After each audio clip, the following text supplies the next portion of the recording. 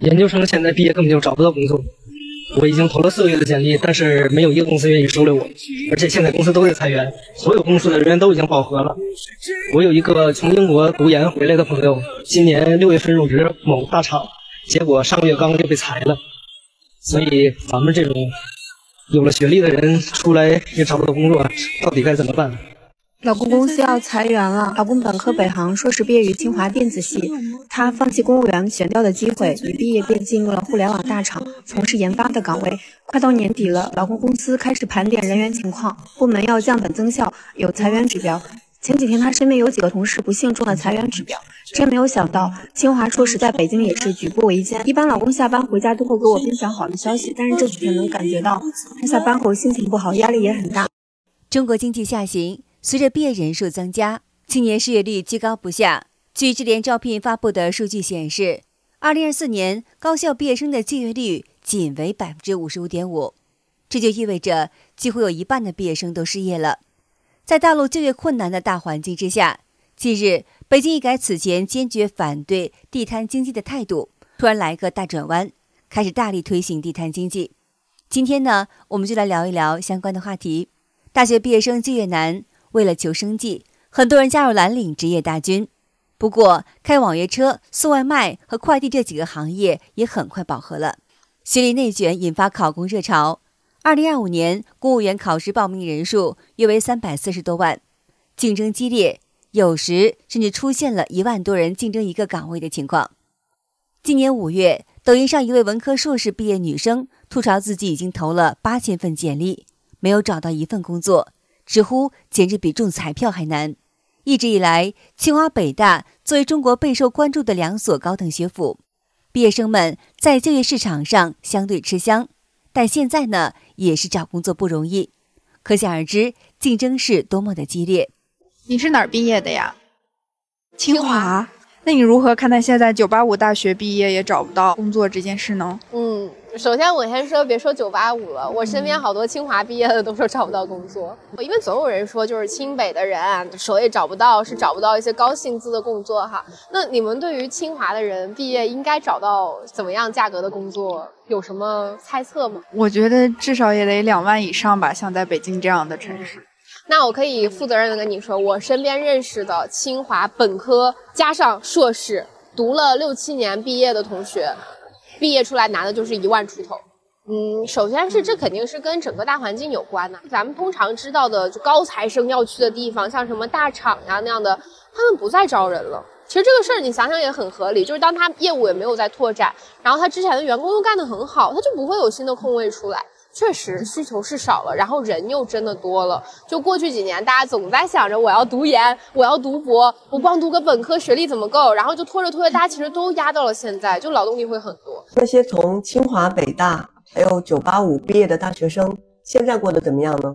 他们在大城市的生活是什么样呢？近几年呢，我一直在互联网大厂，身边有很多的名牌大学的毕业生和同事，也不乏有一些清华北大，还有一些海归，但是在公司业绩不好的时候，照样是突然失业。他们失业之后，生活又会变成什么样？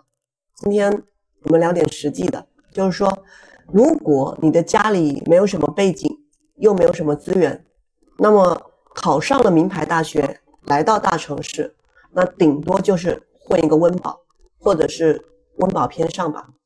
那么说句不好听的，就是几乎所有人你在1线城市买个房，付个首付，还是得靠老家的亲戚帮忙凑一下。博主表示，有没有年纪轻轻的就年薪100万的呢？也有，但是那是经济飞速增长的时代，这个比例是很低的。你们可能也刷到短视频，能看得到很多的互联网大厂金融圈的年薪100万的打工人，他们失业之后遭受到的打击是非常大的。如果你在1线城市买了房，那么随随便便每个月房贷那都是1、2万起，那这还没加上车贷了。所以说1线城市的打工人，你的年薪越高，你的风险就越高。38岁的我找工作已经2个月了，投了无数的简历，基本都是已读不回。有个别回复的，一看我这个年纪呢，也就没敢再往下问了。面试呢就接着一个线上面试，可能看我长得还行，就勉强跟我聊了几句，然后也没有下文。看来想换个好点的工作基本是没有希望。就算我有经验有证书，这个年纪想去应聘普通岗也没人用，就剩经理总监级别的位置了，我这样的我也干不了啊。怪自己这么大岁数没有那个实力。目前以我的状况，似乎只能进厂干流水线和铁人三项，还挺让人绝望。然后我现在还有一个1岁多的宝宝，我这更绝望。就业环境真的很不好啊，同志们，你们知道吗？现在我每天都能收到几百封的简历，多夸张，你们知道吗？别人都是海投简历，都根本没有我这个行业的经验。我看到简历的内容，我惊呆了，超级多来自什么耶鲁啊，这个康奈尔大学啊，本硕博连读的呀，这个985高校的就不用说了，非常多，名校毕业生、藤校毕业生一大堆一大堆，甚至还有很多创业大佬曾经都是自己开过公司创业的，都来投递简历了，而且很夸张。这些人投完简历之后，看我们都回复不过来，你知道吗？不是不回复，是回复不过来那些消息，都打电话进来催我说啊，林总啊，你好啊，我是谁谁谁啊，那个已经给你投递的简历，什么时候可以去你公司面试呀？毕业2月了，我还是找不到工作。可统计局不是说将近90%的大学生都能找到工作？那我是那个10%之内，还是我不在人之内？我投了60多份简历，全部石沉大海，只有一家公司回复我，问我接不接受3个月无薪试用。我有个同学说他签了工作，其实就是在他爸他妈那个公司挂了个名。还有个同学说稳定入职，就是在饭店干了一个服务员，还是兼职没有社保的那种。原来所谓的就业率不是找到工作，而是换一种能填进表格的说法。其实我不怕失败，我真的不怕失败，我就怕我被统计赢了，但我还在饿肚子。我什么时候也能被当个人看？中国经济正在承受巨大压力，在中共高喊保就业之下，地摊经济再度受到重视。博主基闻焦点追踪5月12号在 X 平台上发帖写道，国务院最新决定，我国将全面开放地摊经济，城管协助无条件为群众服务，让百姓生活困难人群找到谋生之路，不再啃凉馒头。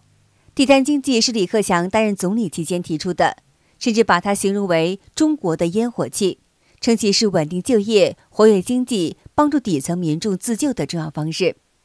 当时习近平对地摊经济持坚决反对态度，如今却突然大力推广这个草根措施，显示面对经济困境，北京已经是黔驴技穷了。不过呢，有地摊摊主表示，摆地摊现在卷得很厉害。5月6号，一位摊主发视频表示，这么小的地方，这点人流，卖凉粉凉面的就有7家。天塌了，家人们！我摆地摊的第26天，就这么点摊子啊，卖凉粉凉面的竟然有加我的话一起有7家，那边有1家在卖，然后这边有1家在卖，这边我1家在卖3家，然后土豆那一家也在卖4家，然后炕大饼的那个阿姨也在卖，然后这边还有1家广水凉面，然后那边还有1家凉面。就这么小个地方，这么点人流，除了我是主做凉面的，他们都在附带着做凉面。天塌了，家人们！天塌了，家人们！怎么办呢？摆地摊的第26天，我感觉到我的这个摆摊生涯在这个地方可能要终结了。本来就不怎么挣钱的东西，我们，我已经没话可说了。就是怎么说呢？就是在大市场进凉面可能非常简单啊，只要进过来拌一拌，对吧，就可以开卖。之前我还建议我直播间的朋友们，就是摆地摊可以先从凉面开始，我现在不建议你们从凉面开始了，这个，我已经不知道说什么好了。我们摊位附近，然后出现了一个摊子，和我们的产品一模一样，当时就有一种来自于竞争的压力和被抄袭的愤怒。后面呢，我就让我的小间谍帮我去买了一个他们的饼，回到家呢也是吃了一下，也发现他们身上也有一些值得借鉴和学习的地方。我慢慢的冷静下来了。其实主要生气的点是因为那个摆摊的摊主他是知道我们在那里摆摊的然后因为本身市场就很小，然后你对吧，所以就有点但是现在的话想通了。现在摆地摊比实体店更卷。今天跟一位摆地摊摆了10年的朋友聊天，他说摆地摊卷其实有一个很大的原因是因为门槛太低了。他不像我现在做猪脚饭，最便宜的一个店投资门槛只要2-3万。但是最便宜的摆地摊方式，只要投资一辆2-3千的摊车就可以摆地摊了。所以很多朋友选择在下班之后再摆地摊，增加自己的收入。当他们地摊一摆起来，偶尔一天能赚到300-500块钱，就感觉比上班还要赚钱。南宁普遍的工资在3-5千块钱左右，于是果断的放弃了工作，选择了摆地摊的生活。但是摆地摊有一个更致命的问题，就是你的收入不稳定，并不是每一天都能赚到300-500块钱啊，所以才有了摆地摊的人比逛街的人更多。摆地摊兄弟们，你们说真的是这样子吗？摆摊吗？你看这条街一个人都没有，全是摆摊的。有什么意思咯？不要再来摆摊了，再来摆摊大家都别想那个了，吃饭了。我去，都没人，怎么做啊？这生意啊，哎，据我推测估计再过个半年，这个小镇上估计全都是摆摊的了，太卷了，太卷了。现在的就业形势有多严峻？前天听一个 HR 说，他一个岗位放出来2天，才能抽到3-4千人给他投简历打招呼。我终于知道我为什么沟通了上千次都石沉大海了。10年前都不止4000块钱的工作，现在4000都应聘不上，这竞争是可想而知。现在就业状况就是保安越来越年轻，外卖员学历也越来越高，遍地都是3-4千的销售客服岗，就连称之为铁饭碗的教师岗位都去编制了，有些国企的员工都开始大幅降薪了。还有一些大厂看新闻也纷纷裁员，很多工作可能未来都会被 AI 取代。